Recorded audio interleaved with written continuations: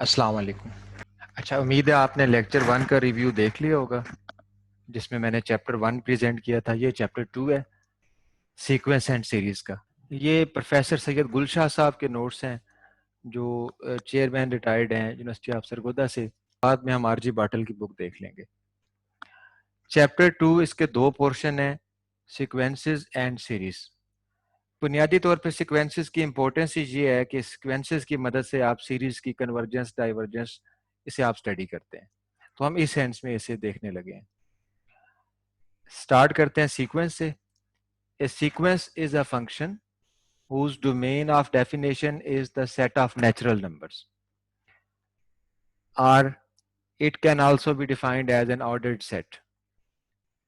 An infinite sequence is denoted by, ये notation है, Sn, इसको xn भी लिखते हैं, x1 x2 x3 an भी लिखते हैं। ये नोटेशन है, इससे कोई फर्क नहीं पड़ता। बुनियादी बात यही है कि सीक्वेंस हमारे नजदीक एक फंक्शन है, और ऐसा फंक्शन जिसकी domain set of all natural numbers है। लेकिन ये भी ज़रूरी नहीं है। मैंने सम टाइम बहुत से ऑथर्स को ये भी लिखे देखा है कि domain is set of whole numbers. ठीक है, वो अपने सीक्वेंस को A1 A2 A3 कहने के बजाय A0 A1 A2 कह देते हैं। तो अगर आप सीक्वेंस को A0 कह दें फर्स्ट टर्म को, तो वो डोमेन उसकी सेट ऑफ होल नंबर बन जाएगा। तो ये कोई बड़ी बात नहीं कि आप इसे नेचुरल नंबर ही कहें। ठीक है, अब फंक्शन में क्या होता है? फंक्शन में एक डोमेन होती है, एक रेंज होती है। फर्स्ट करो डोमेन ये है set of all natural numbers. इसका मतलब आपके डोमेन में 1 है, 2 है, 3 है, 4 है, 5 है, अप टू सो ऑन। आपका फंक्शन फर्ज करें एफ है। एफ जब 1 पे अप्लाई होता है तो जो उसका आंसर आएगा उसे A1 कहते हैं, यानी सीक्वेंस की फर्स्ट टर्म। एफ जब 2 पे अप्लाई होता है, उसका जो आंसर आता है उसे A2 कहते हैं, यानी सीक्वेंस की सेकंड टर्म। लिहाजा सीक्वेंस की जो टर्म्स हैं, ये बेसिकली उस फंक्शन की रेंज है। ठीक है, A1 A2 A3। अच्छा, अब सीक्वेंस की कुछ एग्जांपल यहाँ पे डिस्कस किए हैं। मिसाल के तौर पे ये सीक्वेंस है n यहाँ पे नेचुरल नंबर है 1 2 3 अप टू सो ऑन। ये इनफाइनाइट सीक्वेंस है। ठीक है, फाइनाइट सीक्वेंस में कोई प्रॉब्लम नहीं होता, उसमें वो कन्वर्जेंस डाइवर्जेंस को हम डिफाइन ही नहीं कर सकते। इनफाइनाइट सीक्वेंसेस के अंदर ये सारी चीजें हम डिस्कस करते हैं। आप इनकी एग्जांपल जब देखें तो कुछ डेफिनेशन ज़हन में रखें कि आपने एग्जांपल देख के ये बताना है या ये देखना है कि क्या ये सीक्वेंस मोनोटोनिक सीक्वेंस है। मोनोटोनिक सीक्वेंस ऐसा होता है जो या तो इंक्रीज ही होता जाए या डिक्रीज ही होता जाए। उसे स्ट्रिक्टली मोनोटोन सीक्वेंस भी कहते हैं। आमतौर पे ये दो टर्म यूज करते हैं, एक मोनोटोनिक और एक स्ट्रिक्टली मोनोटोनिक। ठीक है, या हम इस तरह से भी कह सकते हैं, एक सीक्वेंस या तो स्ट्रिक्टली इंक्रीजिंग होता है या मोनोटोनिकली इंक्रीजिंग होता है। इसी तरह सीक्वेंस आप स्ट्रिक्टली डिक्रीजिंग भी ले सकते हैं, मोनोटोनिकली डिक्रीजिंग भी ले सकते हैं। इसे हम फर्क किस तरह करेंगे? इसे हम इस तरह से फर्क करेंगे कि अगर सीक्वेंस की टर्म्स हर नेक्स्ट टर्म प्रीवियस टर्म से बड़ी है, तो फिर हम कहेंगे ये स्ट्रिक्टली इंक्रीजिंग है। यानी कोई भी दो टर्म उसमें इक्वल नहीं होती, हमेशा हर टर्म जो है आने वाली टर्म पिछली से बड़ी होती है, तो हम कहते हैं ये स्ट्रिक्टली इंक्रीजिंग है। अगर ऐसा हो कि कहीं पे टर्म बराबर भी हो जाए, जैसे 1 1 आगे 2 3 4 5 5, तो इक्वालिटी भी होल्ड कर रही है कहीं कहीं, तो फिर उसे मोनोटोनिक सीक्वेंस कहते हैं, और उस सूरत में उसको मोनोटोनिकली इंक्रीजिंग कहते हैं।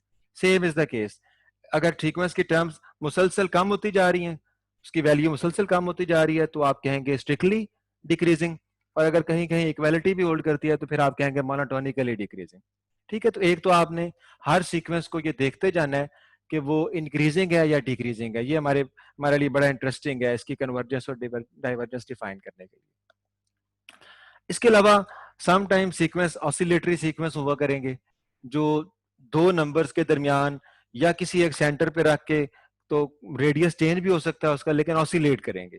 जैसे कि ये एक फिक्स रेडियस से ऑसिलेट करता हुआ सीक्वेंस है 1 -1 1 -1 1 -1 अप टू सो ऑन। ठीक है, इन एग्जाम्पल को अगर फिर से आप देखें, तो ये फर्स्ट एग्जाम्पल जो है 1 2 3 अप टू सो ऑन, ये स्ट्रिक्टली इंक्रीजिंग है।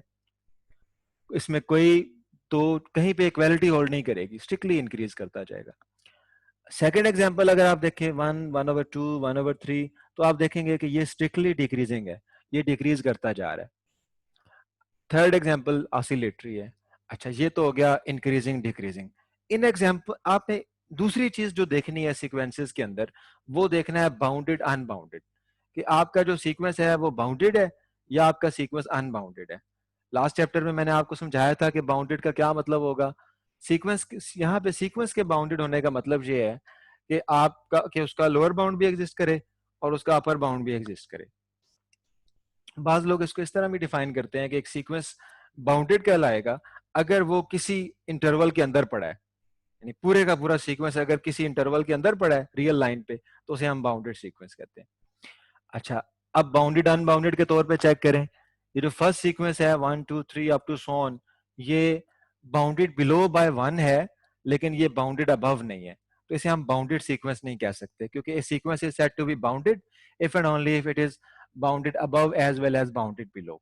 तो this is an unbounded sequence because it has no upper bound, it diverges to infinity. अच्छा, दूसरा सीक्वेंस जो है 1 1/2 1/3, एन यहाँ पे नेचुरल नंबर है, एन की वैल्यू बढ़ाते जाएंगे, इसकी टर्म बढ़ती जाएंगी 2 3 4 5। इससे क्या होगा, इससे ये नंबर रिड्यूस होता जाएगा, 1 से 1/2 हुआ, 1/3 हुआ, 1/4 होगा, 1/5 होगा। आप देखें ये कहाँ को जा रहा है, ये 1 से पीछे जाता जा रहा है, जाता जा रहा है, जाता जा रहा है, जीरो को जा रहा है। क्या ये जीरो होगा? नो। इस एन की वैल्यू जो भी रख लें आप, एन की वैल्यू जितनी बढ़ा दें, एन की वैल्यू आप जितना बढ़ाएंगे ये जीरो के उतना करीब चलता जाएगा, चलता जाएगा, चलता जाएगा, लेकिन कभी भी जीरो नहीं होगा।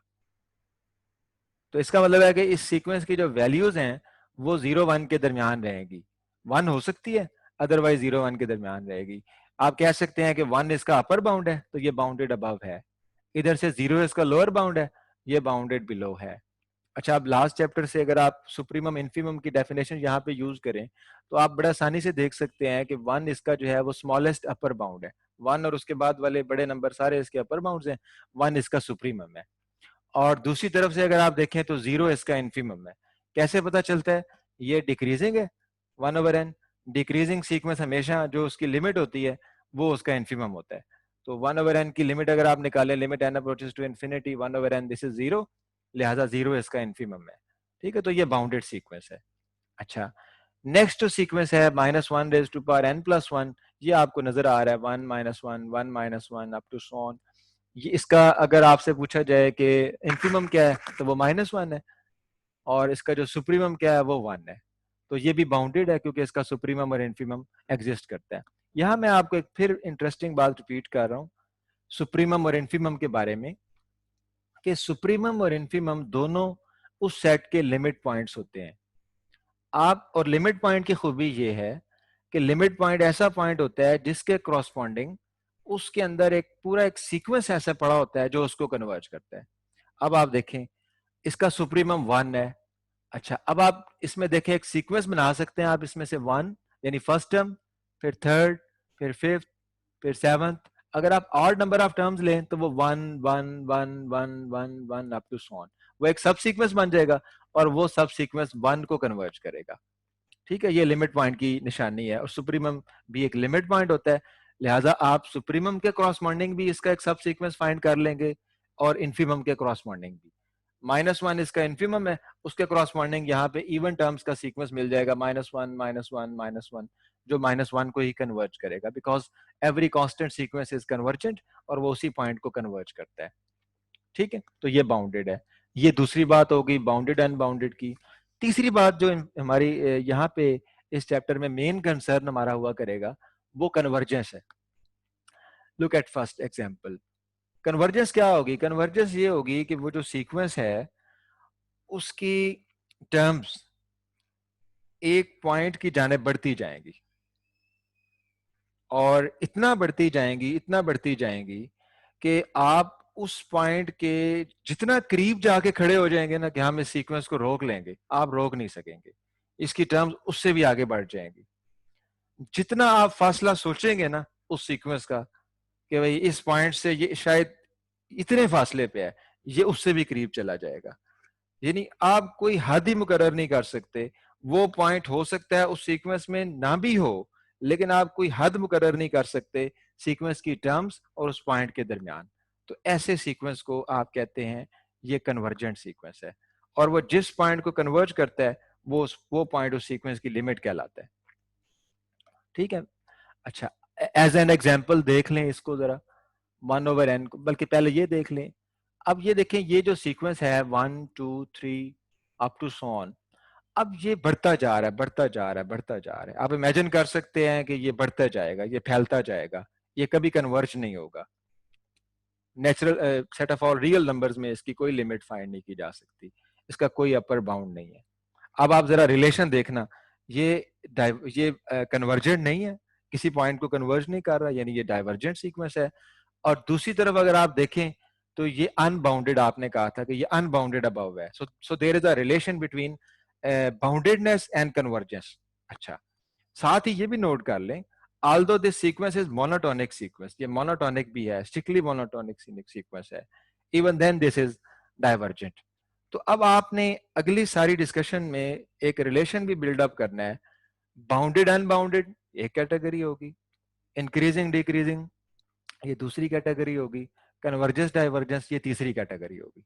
आपने इन तीन कैटेगरीज का रिलेशन देखना है। सीक्वेंस अगर कन्वर्जेंट है तो क्या वो बाउंडेड होगा या अनबाउंडेड होगा, मोनोटोनिक है तो क्या वो कन्वर्जेंट होगा नहीं होगा, ये तीन चीजें ज़हन में लेके चलें। So first example shows that this sequence is unbounded, this is monotonic, this is divergent. Second sequence, this is monotonically decreasing, or you can also say this is strictly decreasing. This is bounded, also this is convergent. Why this is convergent? Because आप देख लें कि इसकी जो terms हैं वो decrease होती जाएंगी और डिक्रीज होते होते वो कहाँ चली जाएंगी, अल्टीमेटली वो जीरो की तरफ जा रही हैं। और जीरो के कितना करीब जा रही हैं, जितना आप सोच सकते हैं कि ये जीरो के करीब है, ये उससे भी ज्यादा करीब चली जाएगी। यानी आप जितना इमेजिन करेंगे कि अच्छा ये सीक्वेंस अब यहाँ आ गया, ये उससे भी आगे चला जाएगा। तो बगैर किसी बाउंड के ये जीरो को जाएगा। और हैरान कुन बात है कि ये कभी जीरो को भी नहीं पहुंचेगा, यानी कि जीरो कभी भी नहीं होगा, लेकिन फिर भी ये जीरो से जुदा भी नहीं होगा। यानी this is the definition of limit point. अच्छा, उसके बाद थर्ड वन आप देखें, ये सीक्वेंस इसका कभी मुंह 1 की तरफ है, कभी इसका मुंह -1 की तरफ है, कभी ये इधर का है, कभी ये उधर का है। ऐसे लोग और ऐसे सीक्वेंसेस कन्वर्ज नहीं कर सकते। सो this is not a convergent sequence. ठीक है, क्योंकि आप इसका एंड सोचें, किसी भी सीक्वेंस का अगर आप देखना चाहते हैं ना वो कन्वर्जेंट है या डाइवर्जेंट है, उसका एंड सोचें। अगर एंड डेफिनेट है तो वो कन्वर्जेंट है, अगर एंड डेफिनेट नहीं है तो फिर वो डाइवर्जेंट है। ठीक है, यहाँ डेफिनेट से मेरी मुराद डेफिनेट रियल नंबर, इन्फिनिटी नहीं। अब इस सीक्वेंस का मुझे बताएं आप सोच के कि इसका एंड क्या है। कभी आपका ज़हन कहेगा अगर ये सीक्वेंस हुआ इवन नंबर ऑफ टर्म्स का तो इसका एंड -1 है, और अगर ये सीक्वेंस हुआ ऑड नंबर ऑफ टर्म्स का तो इसका एंड 1 है। So it has no definite end, so it has no limit point. ठीक है, इस सीक्वेंस का कोई कोई इसका कन्वर्जिंग पॉइंट नहीं है, तो ये सीक्वेंस जो है ये कन्वर्जेंट नहीं है। अच्छा, ये एक अलग बहस है कि ये डाइवर्जेंट है या नहीं है। ठीक है, ये एक अलग डिस्कशन है। बाद लोग इसे डाइवर्जेंट कहते हैं, वाल्टर रूडन इसे डाइवर्जेंट कहता है। वाल्टर रूडन के मुताबिक, यानी उसकी बुक के मुताबिक, अगर कोई सीक्वेंस कन्वर्जेंट नहीं होगा तो वो डाइवर्जेंट होगा। जबकि बार्टल की बुक और कुछ दूसरे ऑथर्स के मुताबिक ये ऑसिलेटरी सीक्वेंस है, ना ये कन्वर्जेंट है ना ये डाइवर्जेंट है। So you may have 3 cases. अगर किसी सीक्वेंस की लिमिट एग्जिस्ट करे और वो लिमिट फाइनाइट रियल नंबर हो तो आप कहेंगे कि ये सीक्वेंस कन्वर्जेंट है। अगर किसी सीक्वेंस की लिमिट इन्फिनिटी हो जाए तो आप कहेंगे ये डाइवर्जेंट है। और अगर ना वो एक, यानी ना वो इन्फिनिटी हो और ना वो एग्जिस्ट करे, बल्कि वो ऑसिलेटरी सीक्वेंस हो, सीक्वेंस में नॉट बी यूनिक, यानी इन्फिनिटी भी नहीं है और यूनिक भी नहीं है, एग्जिस्ट भी नहीं कर रही और इन्फिनिटी भी नहीं है, दरमियान वाली सूरत हाल, जैसे -1n+1 है। अब इसकी लिमिट एग्जिस्ट भी नहीं करती, अगर एग्जिस्ट करती होती तो वो यूनिक होती, और इसकी लिमिट इन्फिनिटी भी नहीं है। लिहाजा इस तरह के सीक्वेंसेस जो हैं इन्हें ना तो कन्वर्जेंट कहा जा सकता है ना डाइवर्जेंट कहा जा सकता है। ठीक है, लेकिन बहरहाल बहुत सारे लोग इसे डाइवर्जेंट एक्सेप्ट करते भी हैं। अच्छा, एक और चौथी चीज भी याद रख लें अपने साथ साथ आप, कॉची सीक्वेंसेस की। कॉची सीक्वेंस कैसे होता है? कॉची सीक्वेंस ऐसा सीक्वेंस होता है जिसकी टर्म्स चलते चलते आपस में करीब होना शुरू हो जाती हैं, यानी शुरू में फासले पे होती हैं और जैसे जैसे वो आगे चलना शुरू करते हैं तो वो एक दूसरे के करीब आना शुरू हो जाते हैं। अगर चलते चलते वो करीब आने शुरू हो जाए तो इस किस्म के जो सीक्वेंसेस होते हैं वो कॉशी सीक्वेंसेस कहलाते हैं। इसकी मिसाल अपने ख्यालात से कर लें, अपने इमेजिनेशन से कर लें कि अगर आप किसी पॉइंट पे कंसंट्रेट करते हैं और उसे कन्वर्ज करने जा रहे होते हैं तो आपके मुंतशिर ख्यालात यकसू होना शुरू हो जाते हैं कहीं ना कहीं जाके। और अगर आपके ख्यालात हमेशा मुंतशिर रहें तो फिर आप कन्वर्ज नहीं कर सकते कहीं पे। ठीक है, तो इसलिए Cauchy sequence is very closely related to convergent sequences. ठीक है, there is a very close relation between Cauchy sequence and convergent sequence, because अगर कन्वर्ज करना होगा तो वो एक स्टेज पे जाके, शुरू में बेशक मुंतशिर होगा वो, लेकिन एक स्टेज पे जाके उसके ख्यालात यकजा होना शुरू हो जाएंगे। ठीक है, और अगर ऐसा नहीं होगा तो फिर वो डाइवर्जेंट सीक्वेंस होगा। ठीक है, अच्छा अब आप आगे चलें, इससे आगे चलें। अब ये अब आगे आ गया है सब सीक्वेंस। सब सीक्वेंस क्या होता है? वेरी सिंपल, एक आपके पास सीक्वेंस है, एनी सीक्वेंस, जैसे ऊपर आपके पास ये 3 एग्जांपल हैं, आप इन्हीं में से ले सकते हैं। ये आपके पास 3 एग्जांपल हैं, ये एन एक सीक्वेंस है, 1 2 3। अगर आप इसी में से कुछ टर्म्स निकाल लेते हैं तो वो सब सीक्वेंस बन जाएगा। ठीक है, ये कोई शायद आपके लिए कोई प्रॉब्लम नहीं होगा। अच्छा, इसी तरह फिर आप यहां से देख लें, इंक्रीजिंग सीक्वेंस ये मैंने आपको बता दिया है पहले से, डिक्रीजिंग सीक्वेंस ये आपने कर लिया है। ठीक है, और मोनोटोनिक सीक्वेंस ये भी आपको क्लियर है, अगर वो इन मोनोटोनिकली इंक्रीजिंग है या मोनोटोनिकली डिक्रीजिंग है, दोनों सूरतों में आप उसे मोनोटोनिक सीक्वेंस कहेंगे। अच्छा, इससे आगे देख लें, यहाँ पे ये एक इनइक्वालिटी मेंशन है जिसका काम जस्ट एक आगे सीक्वेंस को इंक्रीजिंग और डिक्रीजिंग प्रूव करना है, अदरवाइज इसका ताल्लुक यहाँ नहीं है। ये बर्नौलीज इनइक्वालिटी ये लास्ट लेक्चर में भी थी, और ये इसकी स्टेटमेंट बड़ी सिंपल सी है, 1 plus P raise to power N is greater than 1 plus N P, ये इसका फार्मूला है। और इसमें एन क्या है आपके पास, ये ग्रेटर इक्वल टू 2 है। ये जस्ट ये आप इसे इमेजिन कर सकते हैं बायनोमियल सीरीज से कंपेयर करके। अगर आप 1 plus P raise to power N की बायनोमियल सीरीज लिखते हैं तो ये आ जाएगा 1 plus N into P plus N into N minus 1/2 factorial P square plus up to so on. और अब राइट हैंड साइड पे आपके पास इनफिनिट टर्म्स है, अगर आप 2 टर्म्स लेके बाकी इग्नोर कर देते हैं तो आपकी लेफ्ट हैंड साइड भारी हो जाएगी, वो बड़ी हो जाएगी। So 1 plus P raise to power N is greater than 1 plus N P, तो आप इस तरह से भी इसे प्रूव कर सकते हैं। बहरहाल यहाँ पे मैथमेटिकल इंडक्शन से भी प्रूव दिया हुआ है, प्रूफ से आपका भी ताल्लुक नहीं है इतना, आप जस्ट इसे कॉन्सेप्ट वाइज देख लें। Next is a very well known sequence, S N 1+1/n⁴ ये वो सीक्वेंस है जिसने ई को कन्वर्ज किया था, यानी जिससे आपको एक नंबर मिला था जिसे आप ई कहते हैं, जो बेस है नेचुरल लॉग की।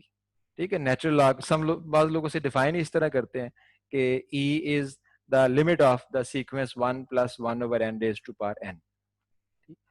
तो ये एक सीक्वेंस है, यहाँ पे आपको इसे सोल्यूशन की तो जरूरत ही नहीं है, जस्ट ये प्रूव किया गया है कि ये जो सीक्वेंस है ये इंक्रीजिंग सीक्वेंस है। क्यों प्रूव किया गया आगे चल के मैं आपको बताता हूँ कि इसका कन्वर्जेंस के साथ क्या ताल्लुक है। इसी तरह अगर ये पावर n के बजाय 1+n हो जाए तो यहाँ शो किया गया कि वो डिक्रीजिंग सीक्वेंस बन जाएगा।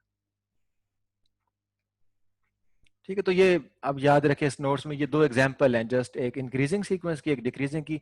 आपके एमसीक्यूज में बिल्कुल आ सकती है ये, इसलिए आपके लिए ये अहम जरूर है कि आप इसे याद रखें। किस तरह याद रखेंगे? एक तरीका ये है कि आप इसको ई के साथ याद रख लें कि अगर ये सीक्वेंस की लिमिट ई है तो वो इंक्रीजिंग है, 1+1/n⁴n इंक्रीजिंग है। और अगर पावर n के बजाय n+1 बन जाए तो वही सीक्वेंस, आप देखें जैसे ये सीक्वेंस इंक्रीजिंग है, जस्ट यहाँ पे पावर n के बजाय n+1 अगर कर दें तो ये सीक्वेंस डिक्रीजिंग हो जाएगा, इससे डिक्रीजिंग सीक्वेंस। ठीक है, तो इसलिए एमसीक्यूज के वाले से ये है, मैं इसे याद रख लें तो फिर आपका गुजारा हो जाएगा। अच्छा, उसके बाद ये आ गया बाउंडेड सीक्वेंस। मैंने आपको बता दिया अगर सीक्वेंस का, अगर सीक्वेंस बाउंडेड बिलो भी हो और बाउंडेड अबव भी हो तो वो बाउंडेड सीक्वेंस कहलाएगा। निशानी क्या थी? मैंने आपको बताया था कि ये इस सीक्वेंस, बाउंडेड सीक्वेंस को आप किसी इंटरवल के अंदर क्लोज कर सकते हैं। अगर आप इसकी ये जो डेफिनेशन लिखी है S N mod is less than lambda, mod खत्म करेंगे तो ये लैम्डा इधर आ जाएगा, minus lambda less than S N less than plus lambda. तो इसका मतलब है कि सीक्वेंस की टर्म्स को एक इंटरवल में बंद कर दिया, माइनस लैम्डा से प्लस लैम्डा, ये एक ओपन इंटरवल है। तो अगर सीक्वेंस एक ओपन इंटरवल में बंद हो जाए तो वो बाउंडेड सीक्वेंस होता है। और आपको पता है रियल एनालिसिस में फर्स्ट चैप्टर में अभी हमने पढ़ा है कि अगर कोई सीक्वेंस बाउंडेड बिलो हो तो उसका इन्फिमम एग्जिस्ट करता है, और अगर बाउंडेड अबव हो तो उसका सुप्रीमम एग्जिस्ट करता है। अब ये सीक्वेंस बाउंडेड बिलो भी है, बाउंडेड अबव भी है, इसका मतलब है कि इसका सुप्रीमम भी एग्जिस्ट करेगा, इसका इन्फिमम भी एग्जिस्ट करेगा। ठीक है, so this is very simple for you. As an example, -1 raise to power n over n, ये बाउंडेड सीक्वेंस है, ऑलरेडी हमने ये देख लिया है। अब क्योंकि वहां पे 1 ओवर n था तो हमने कहा था 0 1 के दरमियान है बाउंडेड। अब ये नेगेटिव टर्म भी आ रही है -1 ओवर n, तो आप कह सकते हैं कि ये -1 से लेके +1 तक इसकी टर्म जा सकती है। अच्छा, इसी तरह ये वेल नोन सीक्वेंस है, साइन आ रहा है, तो ये बाउंडेड सीक्वेंस है। इसका सुप्रीमम क्या होता है 1, और इसका इन्फिमम होता है -1, यानी साइन की वैल्यू -1 भी हो सकती है, +1 तक जा सकती है, तो ये इसके सुप्रीमम और इन्फिमम है। ये भी वेल नोन सीक्वेंस है, ये ज्योमेट्रिक सीक्वेंस है। ए इसकी फर्स्ट टर्म है, आर कॉमन रेशियो है, A R power n -1, this is geometric sequence. और ज्योमेट्रिक सीक्वेंस में आपको पता है दो केसेस होते हैं। अगर कॉमन रेशियो ग्रेटर देन 1 हो तो वो अनबाउंडेड होता है और वो डाइवर्जेंट होता है। अगर कॉमन रेशियो लेस देन 1 हो तो फिर वो कन्वर्जेंट होता है और वो बाउंडेड होता है। इसी तरह tan, tan का ग्राफ आपको याद होगा, नेगेटिव इन्फिनिटी से प्लस इन्फिनिटी जाता है। ठीक है, तो tan की वैल्यू जो है वो negative infinity two plus infinity, इसका मतलब है कि tan की वैल्यू अनबाउंडेड है। ठीक है, आप tan की का कोई अपर बाउंड नहीं होता है, इसकी वैल्यू इन्फिनिटी को चली जाती है, जितनी बढ़ाना चाहे आप बढ़ा सकते हैं। सो tan इज अनबाउंडेड। तो इस तरह करके आप सीक्वेंस को, अब ये एमसीक्यूज के लिए अहम है, आपको सीक्वेंस दिए जा सकते हैं कि ये बाउंडेड है या अनबाउंडेड है। ठीक है, लेकिन आपने उसको हर हवाले से देखना है, बाउंडेड है या नहीं है, यानी बाउंडेड अनबाउंडेड देखना है आपने, कन्वर्जेंट डाइवर्जेंट देखना है आपने, ठीक है, मोनोटोनिक देखना है या नहीं है, कॉची सीक्वेंस है या नहीं है। तो ये चारों एंगल से आपने हर सीक्वेंस को देखा करना है। नेक्स्ट ये फॉर्मल डेफिनेशन है कन्वर्जेंस ऑफ ए सीक्वेंस की। A sequence of real number is said to be convergent to a limit s as n approaches to infinity if for every positive real number epsilon greater than 0 however small, ये however small लिखा जाता है लेकिन इसका हमेशा से small होना जरूरी नहीं है। ठीक, बहुत लोग ये कंफ्यूज हो जाते हैं कि क्या epsilon हमेशा small ही होता है। नो, epsilon का हमेशा small होना जरूरी नहीं है। अच्छा, there exists a positive integer n naught depending on epsilon such that Sn minus S mod is less than epsilon। ये एप्सिलॉन की डेफिनेशन रियल में बार बार आप पढ़ते आ रहे हैं, ये बिल्कुल आसान सी बात है, आप इसे थोड़ा सा गौर करें। तो ये दो चीजें हैं, एक है n approaches to infinity. n approaches to infinity का मतलब है कि अल्टीमेटली जब n बहुत लार्ज हो जाएगा, जब सीक्वेंस की n टर्म है ना सीक्वेंस की, a1 a2 a3 a4 5 6, n infinity का मतलब है कि आप बहुत दूर निकल गए, आप उसका अंजाम देखने चले गए। ठीक है, बिल आखिर क्या हुआ, अल्टीमेटली क्या हुआ, अंजाम क्या है सीक्वेंस का। ठीक है, तो n अप्रोचेस टू इन्फिनिटी आपको उसके अंजाम पे पहुंचा देगा। What is the end of this sequence, and if it's and is it's, यानी अगर वो अपनी डेस्टिनेशन अपनी मंजिल को पहुंच गया है तो such a sequence is convergent sequence. तो हम हमेशा उसका एंड देखते हैं, एन अप्रोचेस टू इन्फिनिटी, उसका एंड क्या है। अच्छा, और उसका एंड एस कब होगा, यानी ये सीक्वेंस जो है इसका एंड ये एस कब होगा, अगर अल्टीमेटली वो एस को जा मिलेगा। अब एस को जा मिलेगा का क्या मतलब है, एस को जा मिलेगा मतलब ये है कि उसके और एस के दरमियान कोई फासला नहीं रह जाएगा। इसे मैथमेटिकली अगर समझाना हो या दिखाना हो कि उसके और एस के दरमियान फासला नहीं रह जाएगा, तो आप इसको इस तरह से देखेंगे ज्योमेट्रिकली। आप ये कहेंगे कि आप उसे एस के जितना करीब सोच सकते हैं ना, ये उससे भी ज्यादा करीब चला जाएगा। ठीक है, अब आप जरा मेरी इसी बात को मैथमेटिक्स में लेके आए कि आपने सोचा कि ये सीक्वेंस अल्टीमेटली एस से एप्सिलॉन के फासले तक रहेगा, यानी ये सीक्वेंस अल्टीमेटली एस, आपने एक एक फासला तय कर दिया एप्सिलॉन कि ये एस है, वहां से सीक्वेंस की टर्म्स आ रही हैं, ये एक बाउंड्री है एप्सिलॉन, बस ये एंड है, इससे आगे सीक्वेंस की टर्म नहीं आएगी। लेकिन हुआ क्या, जब आपने अल्टीमेट पोजीशन पे n अप्रोचेस टू इंफिनिटी करके देखा तो एस एन माइनस एस का क्या मतलब है? एस एन माइनस एस का मतलब है कि एस एन और एस का डिस्टेंस, यानी वो जो सीक्वेंस था उसका एस से डिस्टेंस लेस देन एप्सिलॉन से क्या मुराद है कि आपने जो सोचा था कि एप्सिलॉन होगा तो उससे भी कम हो गया, यानी S N minus S is less than epsilon का मतलब सोचें कि आपने सोचा, यानी अब देखें ना हम क्यों कहते हैं कन्वर्जेंस या लिमिट में कि आप एप्सिलॉन सोचें और फिर आपको एक पॉजिटिव इंटीजर एन नॉट मिल जाए, यानी आप वो एप्सिलॉन क्या होता है, वो डिस्टेंस होता है ना। आप जेन में एक डिस्टेंस लेके आते हैं।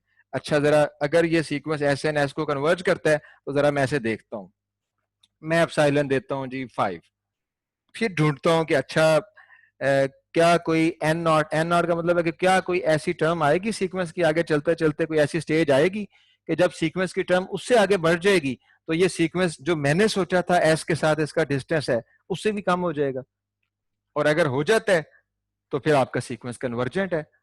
ठीक है, तो इसका मतलब है कन्वर्जेंट सीक्वेंस वो सीक्वेंस होगा कि आप जो भी एप्सिलॉन सोचें कि नहीं इतना ये डिस्टेंस है जो जिससे आगे सीक्वेंस की टर्म नहीं आ सकती, तो ये उसे भी पार कर जाएगा। फिर आप एप्सिलॉन, अब मैं आपको बताता हूँ हाउ एवर स्मॉल क्यों कहते हैं।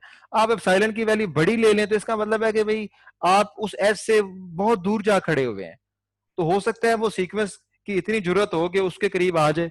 आप इतने दूर जो खड़े हैं, आपने इतना गैप दे दिया है इसके साथ, आपने उस पॉइंट के साथ इतना गैप दे दिया है कि हो सकता है उसकी सीक्वेंस भटकते भटकते वहां पहुंच ही जाए।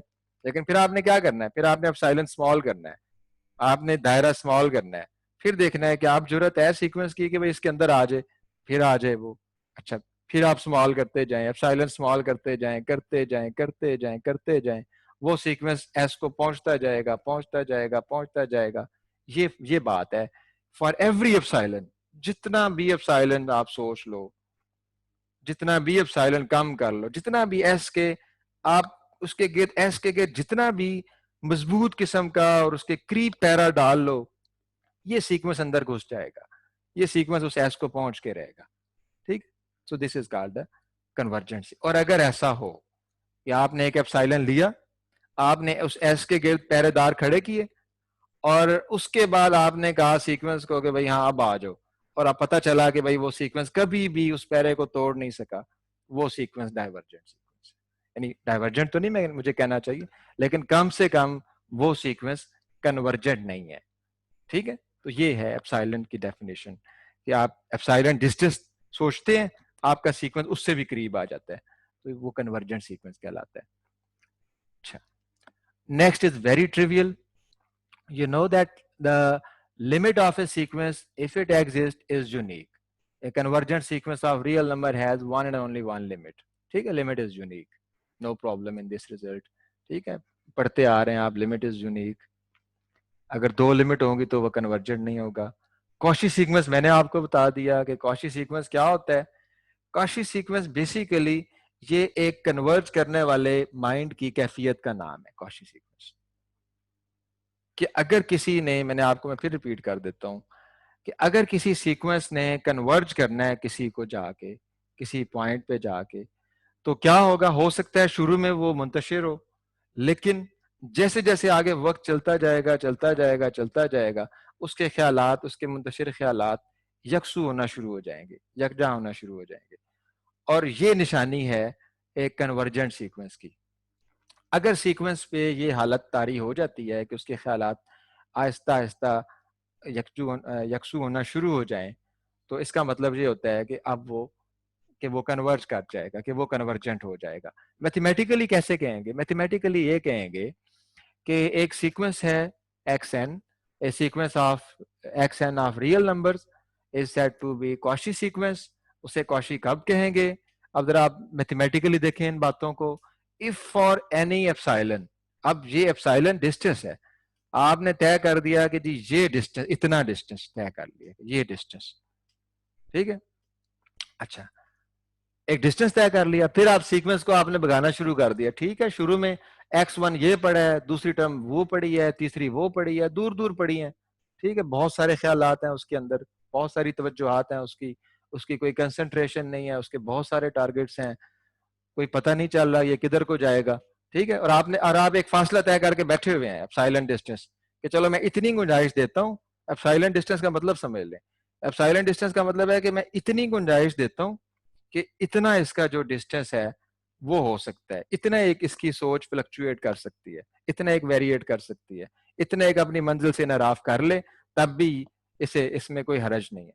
अच्छा, अब शुरू में एक टर्म x1 इधर पड़ी है, दूसरी उधर पड़ी है, तीसरी उधर पड़ी है, लेकिन आप आगे चलते गए चलते गए चलते गए चलते, अगर ऐसा हुआ कि कहीं पे जाके किसी number of term n not पे जाके उसके बाद ऐसा हुआ कि जो आपने फासला तय किया हुआ था कि जी इतना डिस्टेंस तक गुंजाइश है, ये मेरा एप्सिलॉन है, इस उसके बाद इसकी जो सारी सीक्वेंस की मजीद आने वाली सारी टर्म्स थी वो सारी की सारी उस फासले के अंदर सिमट गई।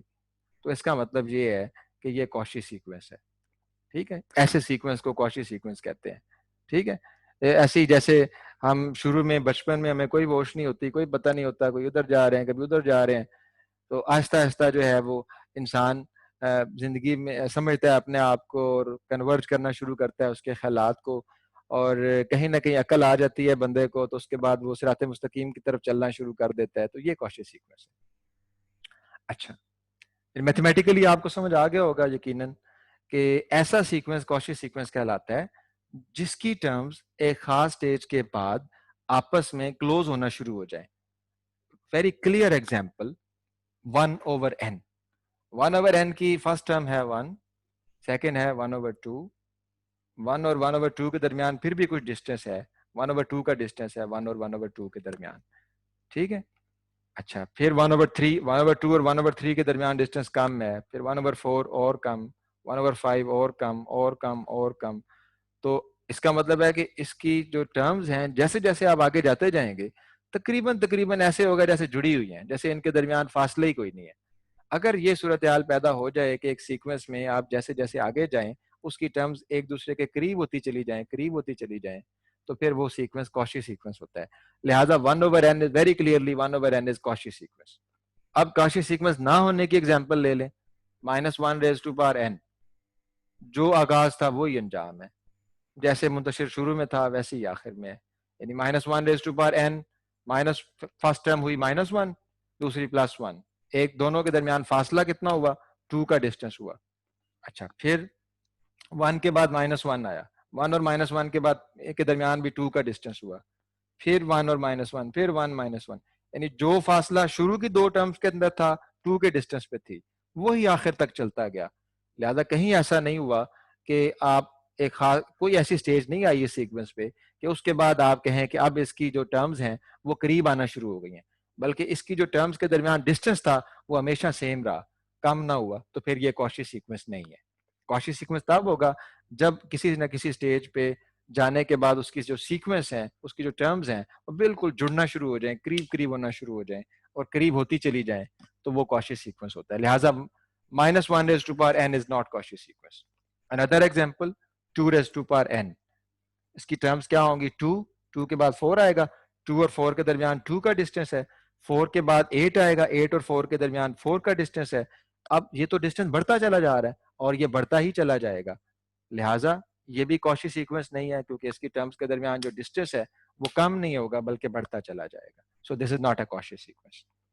वेरी इंटरेस्टिंगली 3 एग्जांपल जो हमने दिए हैं जिसमें से 1/n कॉशी है, -1n कॉशी नहीं है, और 2n ये भी कॉशी नहीं है। वेरी इंटरेस्टिंगली जो कॉशी नहीं है वो कन्वर्जेंट भी नहीं है। ठीक है, इसका मतलब है कि every Cauchy sequence is convergent, और ये समझने में बड़ा आसान है। जब आपको ये पता चल गया है कि अब इसकी जो टर्म्स हैं वो सिमटना शुरू हो गई हैं, तो ये समझना मुश्किल नहीं है कि अब वो किसी को कन्वर्ज करने जा रही हैं। ठीक है, यानी अगर वो सिमटना शुरू हुई हैं तो इसका मतलब है कि वो किसी मकाम को जाने ही लगी हैं। ठीक, so every Cauchy sequence is convergent, या आप यूं कह लें कि किसी की कशिश में वो इकट्ठी हुई हैं। ठीक है, तो अब जब वो इकट्ठी हुई हैं तो उन्होंने अपनी मंजिल तय कर ली हुई है और अपनी मंजिल को पहुंचेंगी। अच्छा, नेक्स्ट, कन्वर्ज होने से पहले एक खूबी और कॉशी सीक्वेंस ने ले ली है, every Cauchy sequence is bounded. Cauchy sequence हमेशा बाउंडेड होता है।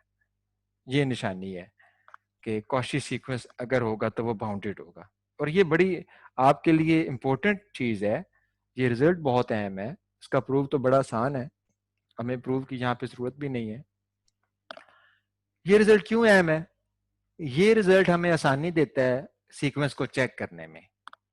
A sequence of real numbers is a Cauchy sequence of real number is bounded। इसका मतलब ये है कि अगर तो कोई सीक्वेंस अनबाउंडेड होगा फिर तो बात ही खत्म हो गई, वो Cauchy हो ही नहीं सकता। ठीक है, आप इसे यूं भी कह सकते हैं कि अन आप यूं कह सकते हैं an unbounded sequence can never be a Cauchy sequence. Unbounded sequence कभी Cauchy सीक्वेंस नहीं हो सकता। ठीक है, लेकिन एक Cauchy सीक्वेंस जो है वो हमेशा बाउंडेड होगा। Every Cauchy sequence is bounded. ठीक है, अच्छा।